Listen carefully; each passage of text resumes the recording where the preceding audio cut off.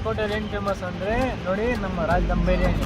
ಹೊಸಕೋಟೆ ಯಾವ ಥರ ಫೇಮಸ್ ಅಂದರೆ ನೋಡಿ, ಈ ಹೋಟೆಲ್ ತುಂಬ ಫೇಮಸ್ ಆಗಿರೋದು. ಒಂದ್ಸತಿ ಬಂದು ವಿಸಿಟ್ ಮಾಡಿ ಯಾವ ಥರ ಸಿಗೋದು. ನೋಡಿದ್ರೆ ಭಯ ಆಗ್ತಿದೆ, ಗೊತ್ತಿಲ್ಲ